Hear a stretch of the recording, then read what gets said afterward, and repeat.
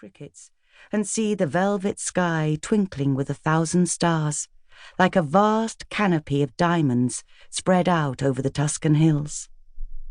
Her chest flooded with longing, a longing that she hadn't felt in years, deep in her heart. It frightened her, this feeling, because she had forgotten what to do with it.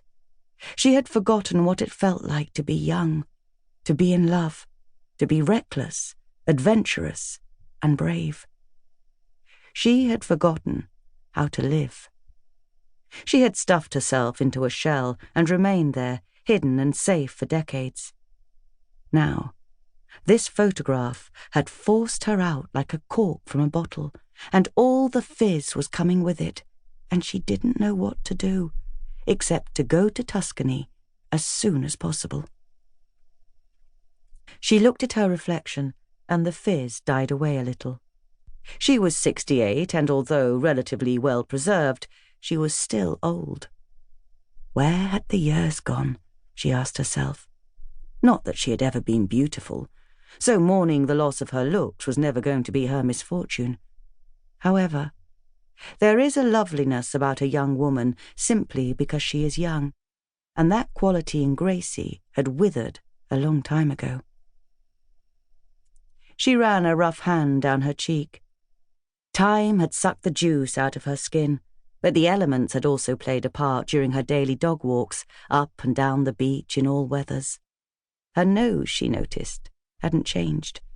It still dominated her face with its aquiline curve, giving her the look of a bird, an old bird now, a strange bird then, never a beautiful bird. Her eyes had always been special, though.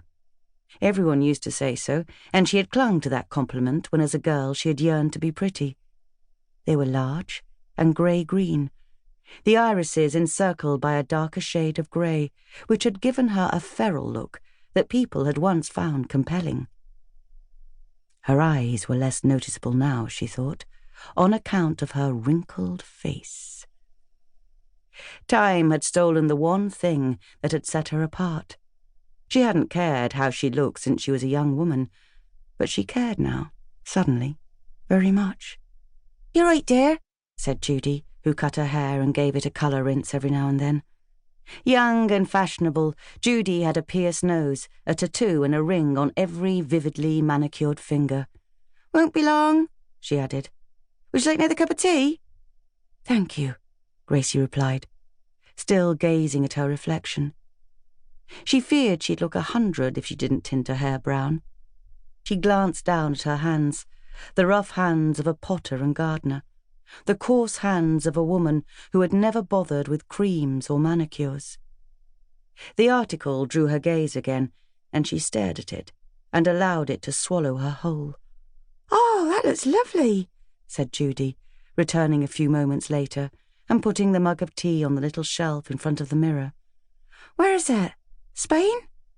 "Italy," said Gracie. "Lovely," the girl repeated.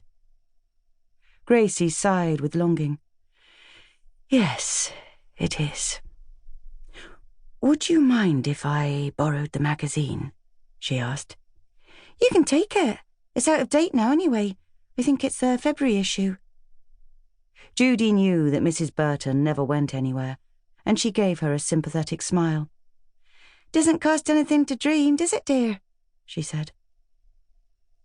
Gracie returned home to her small whitewashed cottage that looked out over the harbour. The 2 rescue mongrels she'd bought after her husband died 8 years before greeted her enthusiastically. "You'll be wanting a walk, I suspect," she said, putting the magazine on the hall table and bending down to give them a pat. She changed into boots and squashed her freshly coiffed hair beneath a woolly hat. A moment later, she was making her way down the foggy road in the direction of the beach, the 2 dogs trotting excitedly beside her. Gracie Burton had lived in Badley Compton for just over 40 years. Ted, her late husband, had taken her to the Lake District for the occasional holiday, but like her, he had preferred to remain at home. They hadn't had much money, but even if they had, they wouldn't have indulged in extravagant cruises.